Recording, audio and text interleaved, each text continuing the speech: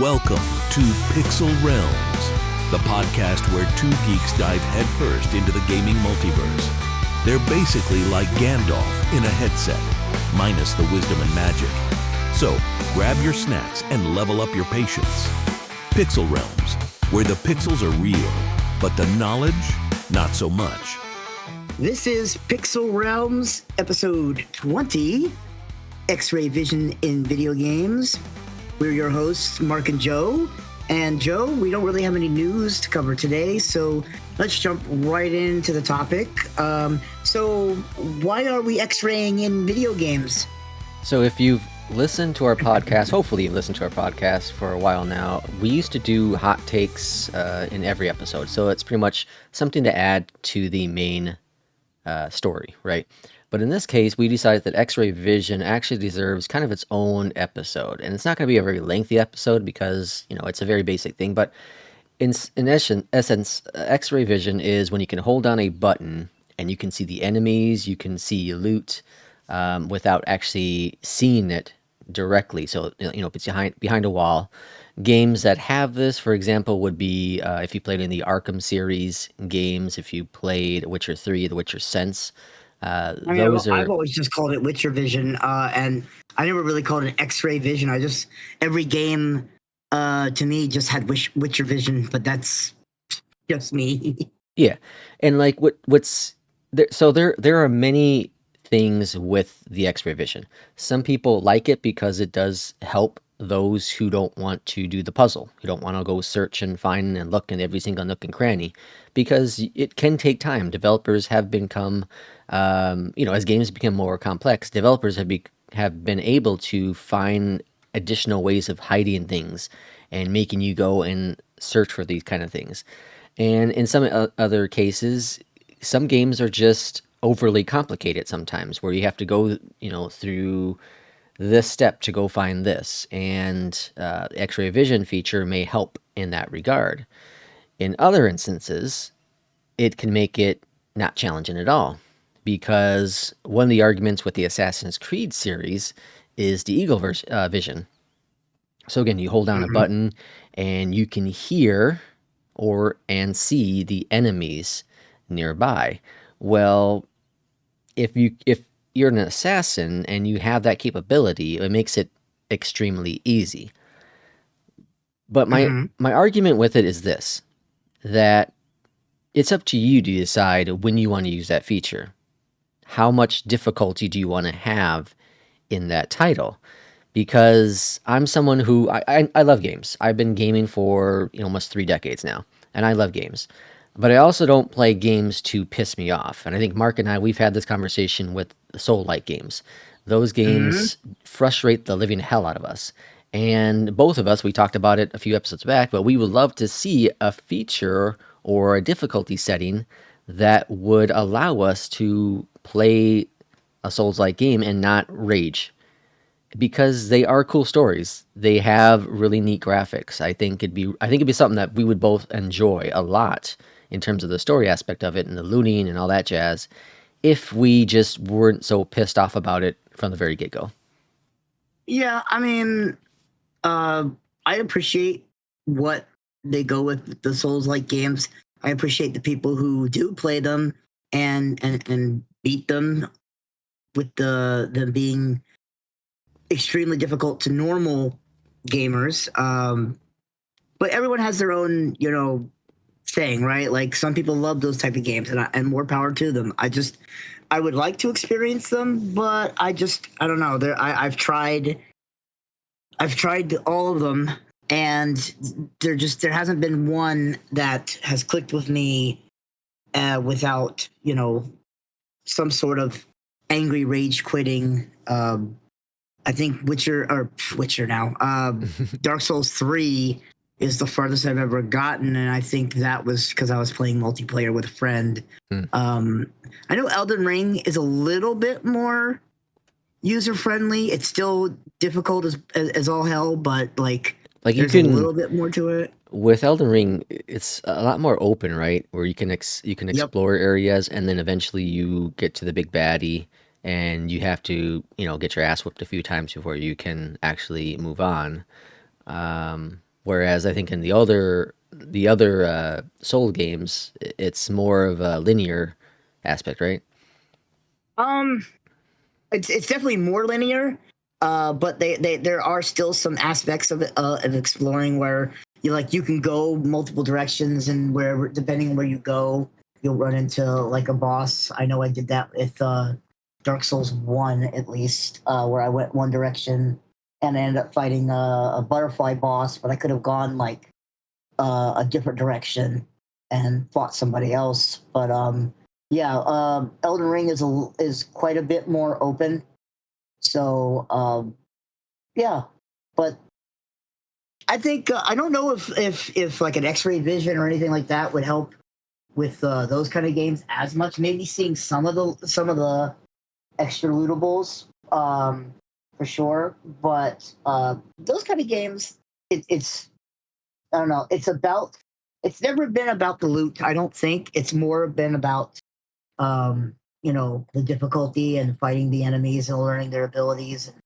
Um, like I said, I appreciate the people who play the games as they are and and can beat them, but unfortunately, not everyone can do that. Like I've got a busy life, you've got a busy life. I mean, it'd be nice to play those games, but they don't have a difficulty setting. They don't have anything for more casual players, and they seem to be doing well for themselves. But it would be nice to experience at least the lore and the story without like having to watch another stream or watch a YouTube video, etc. But Yeah, and so that had me thinking a little bit. I know this isn't our main topic, but it had me thinking a little bit about. I recently beat God of War Ragnarok finally, after it came to PC. I don't know, sometime last year. I think it was last year. So I finally end up beating it, and there's a DLC that came out for it that was included with the PC version, and it's Valhalla. And this would be up Mhm. your alley, Mark, because it's a roguelite, essentially. Ooh, Yeah, so oh you know, boy. if you don't know what roguelites are, well, Mark, explain what a roguelite is. I always get them confused with each other between roguelike and roguelike.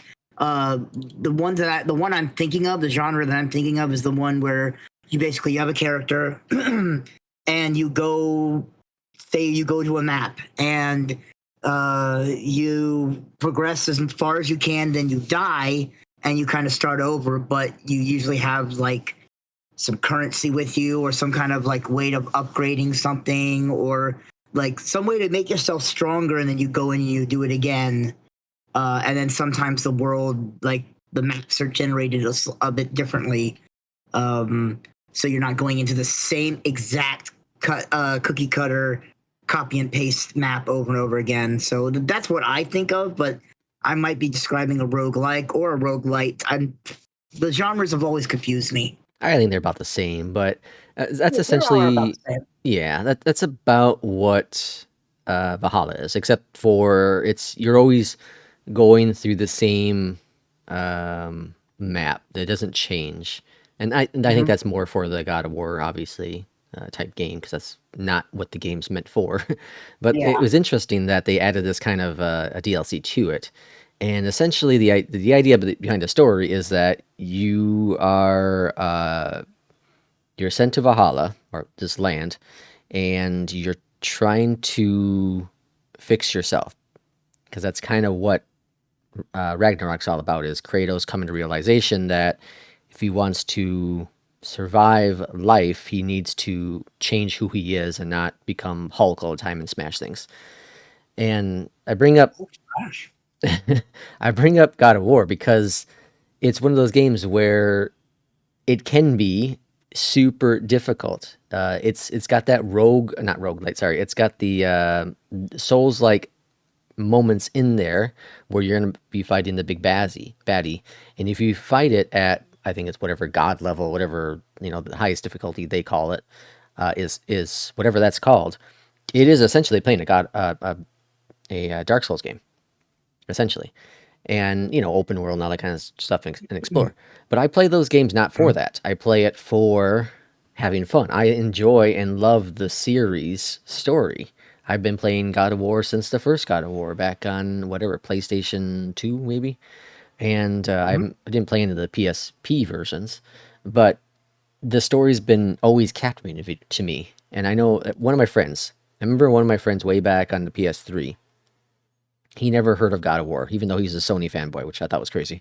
But he never heard of God of War, and then so I brought it over, had him try it out, God of War 3.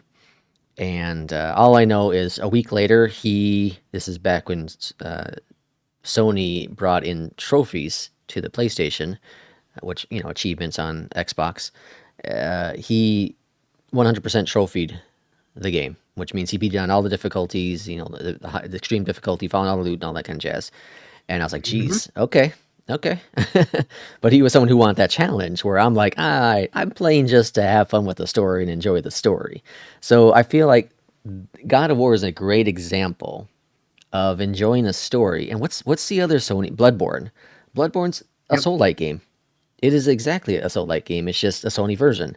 And I beat that game because there isn't a difficulty slider, but it's not like god awful. You don't have to sit there and try to figure out every single move or tactic this enemy's going to take and then counteract it every single time until you can finally hit him and then rinse and repeat it for the next hour of your life.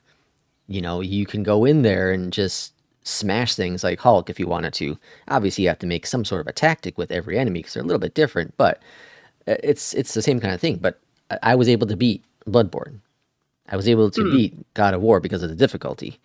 And that's what I mean when I talk about Souls like and Dark Souls, where it'd be great to have that opportunity in there to enjoy it. Yeah, I'm still waiting for the PC version that I'm sure is on the way one of these days. I'm sure. Sony just keeps forgetting. They're just really busy. And tiny little indie company that has like a one or two man crew. Game like Bloodborne is just it's coming. I'm sure. And, Oh yeah, yeah. I'm gonna hold my breath even. They have a lot of important things to do. They have to make sure that they make Albus their you know failing movie.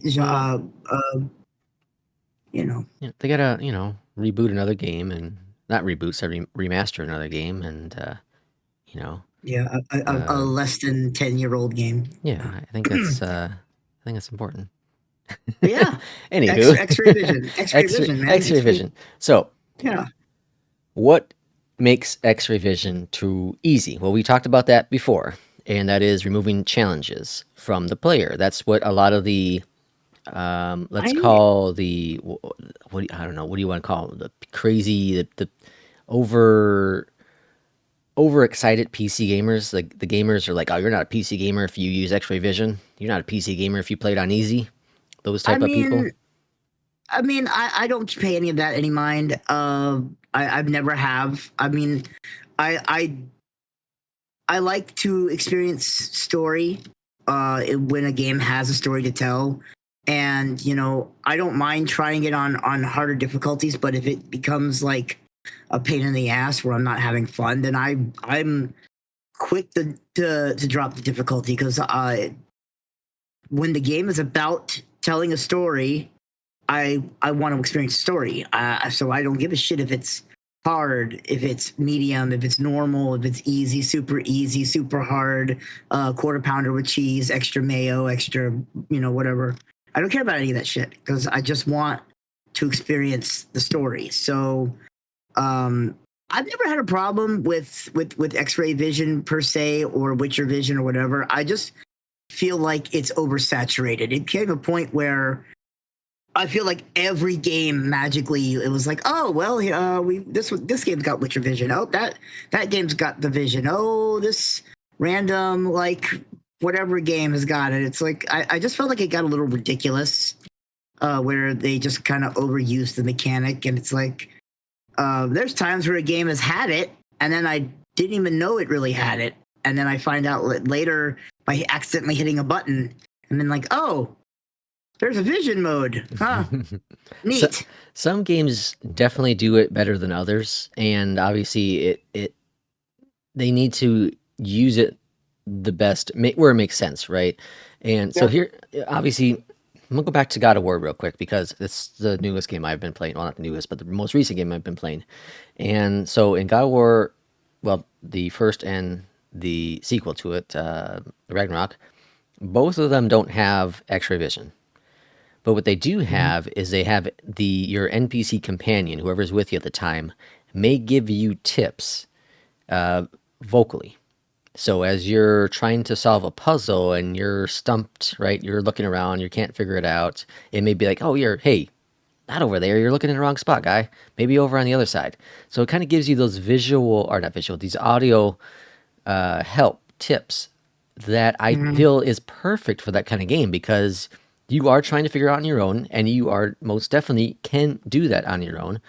But if the game senses you're just in the wrong place and you're doing something completely different, it's gonna be like, "Hey, yo, maybe over here we should try that," because that's what a real person would do that's partner with you. That's what your real companion. If you're on this adventure, they're thinking as well. They're like, well, Kratos is over here. I think he's in the wrong spot. Let me tell him that maybe should look over here because this is where I'm finding some clues. Yeah. Like I said, I just think it's ridiculous, and then they always find some way to rename it. Batman was like, wasn't it like detective mode or something? Yeah. The new Tomb Raider games, the reboots. Oh yeah, they have it too. It was like Survival Vision. Assassin's Creed had Eagle Vision. Ghost Recon had with the drones, Oh which at yeah, least made yeah. a little bit more sense because drone technology was and is a thing. Like I said, some of them just I don't know. It just got ridiculous. I'm fine with it. I'm fine with it being in games, but put them in games where it makes sense. Don't just tack on a funky, new name to the same mechanic and have it in a game just cause. But And that's just my opinion. be unique about it. Last of Yes, Us. I please. don't think you played Last of Us, right, Mark? That's not kind of your No. kind of thing. No, yeah. So in Last of Us, obviously, if you've heard of Last of Us, you've played the game or you watched the HBO series, and the season 2 is coming up pretty quick here. But anyways, in Last of Us, there's listen mode, and it's where you can Hey, push a button listen. down. What's that? Old Zelda thing. Oh, Hey, yeah. listen. Well, not exactly. You'll I hold the know. button down or push the button, and it kind of audio enhances some of the noises. So you can hear the clickers maybe a little bit farther away, but it's only certain range. You can't like boost up that ability either. That's just how it is the entire game. So you don't, Joel doesn't automatically just get better hearing, right? So I think that's a great way to bring it into a game in a unique fashion. It's a human. No, it Joel's just a definitely is. regular person, right? He's just your Yeah. average dude killing zombies. He's But just your average Joel. yeah, but he has this ability where he can hear a little bit better because some people have better hearing than others, and that's just real life. Yeah, I mean again, like you said, that's a interesting way of using a tired mechanic. It's fine to have the mechanic, just make it unique, make it something different if you're going to use it. If you just use it just to use it, it's I don't know, it's not a cool mechanic anymore. Like I remember when it was cool, like Witcher Vision, I thought was cool. Some of the games when they did it was like, oh, that's kind of neat. And Hmm. now it's just like, oh, well, this game's got the Vision mode. Did you played Red Dead, right? Red Dead 2. Yeah, you had the Did it you. have did it have some kind Uh, of mode too, or no? no, you had the red eye or whatever that's called, but that was like That was for just for targeting the shooting. enemy. Yeah, there was. I don't Yeah, okay. remember there ever being, but there wasn't really any moments where you would need it in that game. I feel. No, I was trying to remember like big games of the last like several years and which ones may or may not have had it. And I couldn't remember if Red Dead did or not. I knew it had some kind of mode, but I was like, I think it was just for shooting, which you just confirmed. Like Yeah, it was like some kind of advanced targeting mode, right? Where you'd like yeah. You can slow like, down time, like yeah. what was that mechanic? What did they call it in Max Payne? Oh, Bullet time, painkiller or bullet bullet time. Yeah, time. bullet time. Yeah. Yeah, so it was just an advanced bullet time, where it's almost feel like, remember that was overdone for a while, and Yeah, now I every feel game was like doing it. Yeah, it hasn't been done in a minute. So it's yeah. like I wouldn't mind seeing that every now and then. Uh So huh. that's what I mean about making a mechanic special. Like I would like to see like the Witcher Vision type stuff go away for a while, and then maybe select games have it, and then that way it can make a comeback and it be special again. But Well, I you know think of how the gaming industry is, and when something is popular or everyone jumps on it. yeah, I think like okay, Alien Isolation. You said you only play a little bit of it, but so you have a little computer. Okay, kind of think of it like in Ghostbusters. You have a little what has that thing called? A PKE meter, where Hmm. where they had little sensors on it and it tell you if there's a ghost nearby. In Alien Isolation, just like in Alien movies, you have this little computer thing, and there's a little blip, kind of like a sonar. And I thought that's Hmm. really cool because you have to pull out this equipment and you have to hold it, and you'll see it on the screen, and you can only see it if you have it out. So it's not always there. You can't just push a button and it's always visible like X-ray vision.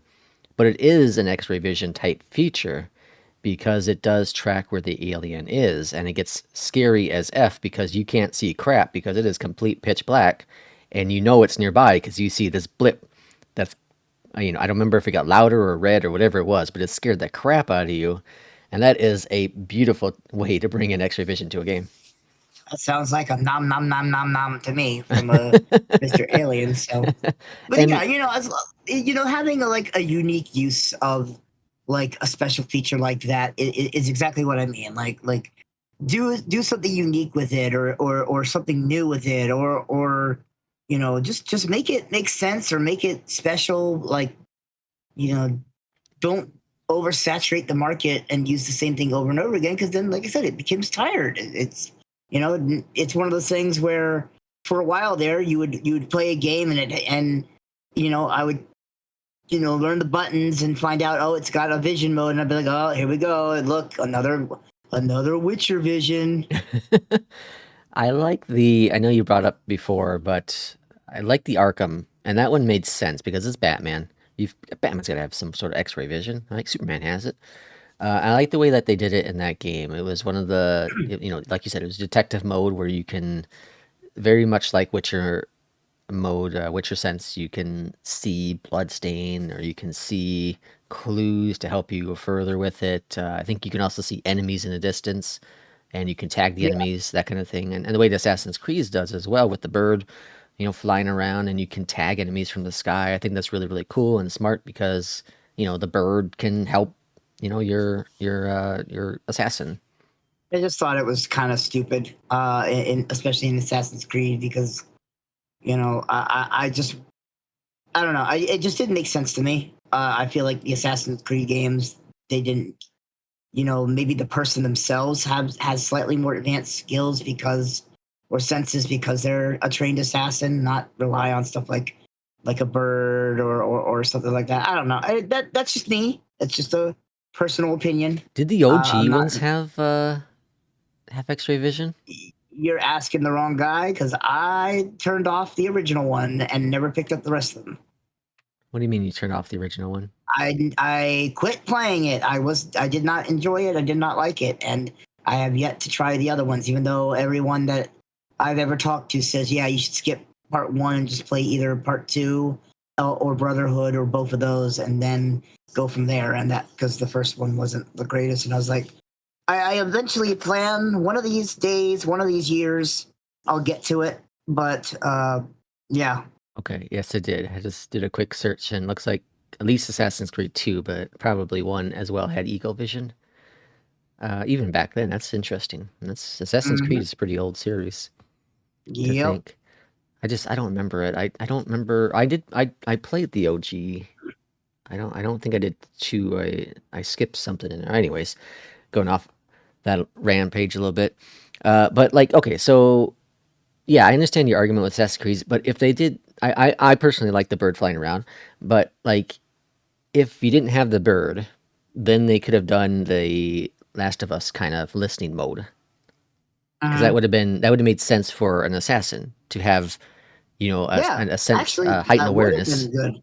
I would have been fine with that because that would have made sense. It'd just be like, it's like if you were playing like a ninja game and the ninja had like heightened senses because they're Yeah. a trained ninja. Like, I'm dying for a good ninja game again. I remember the Tenshu series back in the day, and I loved that franchise. And I I forget if it got canceled, if it got turned into something else, but we've never had another Tenshu game since. And I feel like that kind of game I'm sorely lacking. That more like stealth based. You had different ways of killing people stealthily.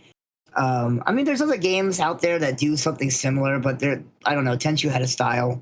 Yeah. And having a game like that and having like a expert like hearing sense or whatever would be great.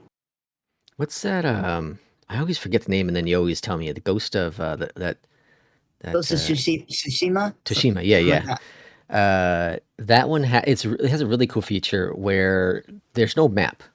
There's no like there's a map you can pull out, but there's no Mhm. like HUD map. Okay, and the way it Yeah. directs you to the next waypoint is genius. It has the wind. The wind directs you. Yep. So if you're moving through it, you'll see grass and trees and bushes, whatever, move in the direction, and you can push a button to help make the wind go faster. So you help, give you a little bit more of a tip. But I think that's a genius way to do it because, like, for people like me who are like, I'm not gonna spend all day trying to find out where the hell this damn quest is. At least you can have some sort of input of knowing where to go. There's there's some other game, I can't think of the name right now, that has a feature where you can turn off any, like there's some like RPG type games where it's like you have to listen to the whole narrative of the NPCs. Hey, this is Bob, and last time I saw Edward, he was down by the beach next to a crane, and he was standing under that tree. And so you have to understand where that is, go to that location, and then continue your quest. Or you can turn on, direct me to the next quest and just follow the waypoint. And Hmm. I'm someone who just won't sit there all day trying to find out where the hell this damn tree is and where Edward is. I'd rather just be like, all right, quest is over there. I'm going to go over there and do that thing because I'm enjoying the story. But some Yeah. people like the ability to problem solve on their own so they can turn off that waypoint. And again, this goes back to what we talked about with Dark Soul type games, is that have the ability to play the way you want to as the user, as the gamer, because that's why you're playing these games. Yeah. But I guess like I don't know with the Dark Souls games, it would be nice, but they haven't done it before. They're probably never going to do it Oh yeah, because it's not happening. if it ain't broke, don't fix it philosophy. And there's plenty of people who love the games as is. And I've watched people. For example, I watched somebody recently play through the entire Elden Ring series, including the DLC, and beat the bosses. And there was and they had a death counter, and watching them like progress and fight a boss and die and fight a boss and die and then come and then slowly get better. Like there is a satisfaction there. Like I 100% understand why people love those games because that's like that adrenaline rush or that dopamine fix of like get pissed off, struggle, finally succeed. It's like euphoric almost. Yeah. So I completely understand it, but it's just not how I want to play games. That's why I avoid them because I'm very uh, fortunate to be very busy and have a lot of things to do, and I play games for fun. So and for relaxation a lot of times. So getting angry, getting upset over a game is just not something on my docket. Yeah, and like I agree with you, the satisfaction faction type of thing, because there are, I think of, I don't play those kind of difficulty games, but like I think of a racing game. I like playing some racing games and whatever. And you start in whatever position, and the satisfaction of going from the middle of the pack to first place and end up winning the game is really, really cool. You know, you feel like you've accomplished something. It's a thrill. And I'm sure the same people who lose to the same enemy after so many attempts and can say like, I finally beat that bastard. You know, there's a sense of Yep. accomplishment in that, and I totally get that. Yep. And and you can still get that in other games. Like I'll give you a good example of Hades. I I've done many. I did well over 100 runs in Hades, and it took, I don't know, 50, 60 plus runs before I finally beat the final boss of the game, and then had to start over and do a new run to with new upgrades and whatnot. Because even though you once you beat the game, you don't have to technically be done with the game. There's unlockables and upgradables, and sometimes there, even though the core game is over, there's usually sometimes like dialogue that you can get in for certain things. So that was a type of game where, you know, you fight a boss and sometimes you die because either weren't used to their mechanics, or you were just very weak because you were just starting out and you had no upgrades or no special abilities yet. Um, and Hades was the first game like that I played, you know, over and over and over and over until I finally beat some boss or some mechanic, and yeah, it gives you that rush, and it's great. So I could definitely see why, you know, the Souls people love those games, because that rush, I can't imagine if just beating like a boss from like Hades would get me, you know, excited. I can't imagine like playing a game like Elden Ring and killing like a really tough boss. Yeah, absolutely. Like I 100% agree. Games like that can just the sense of accomplishment is most Mm-hmm. definitely there. Yep. Well, Mark, do we have anything else to add to this episode? I'm just gonna plug my YouTube real quick. Hisoka RPG on YouTube, Twitch, on Twitter. I'm not. So I've had some setbacks on getting my stream on Twitch up and running again. It is still happening. I just had to do a few extra things, and I'm waiting for something to get done. But my YouTube channel is gonna be where I upload pretty much everything, any videos I make, like I'm doing unboxings and whatnot, and any of my VODs from Twitch are going to go there as well. So I'm just going to plug myself for a second. Yeah, absolutely. As always, this is our new home here on YouTube, our Pixel Realms podcast channel. So give that like and subscribe, share it to all your friends if you are interested in the video games and anything else we cover. We're going to expand to even more things outside video games as time goes on here. But the initial 20 episodes now are primarily all video games. And Yep. we do have some really cool stuff, though, ideas at least, baking for future episodes. So, as We're always, cooking. we're cooking. Thanks for watching and listening. We'll see you for the next one. Bye.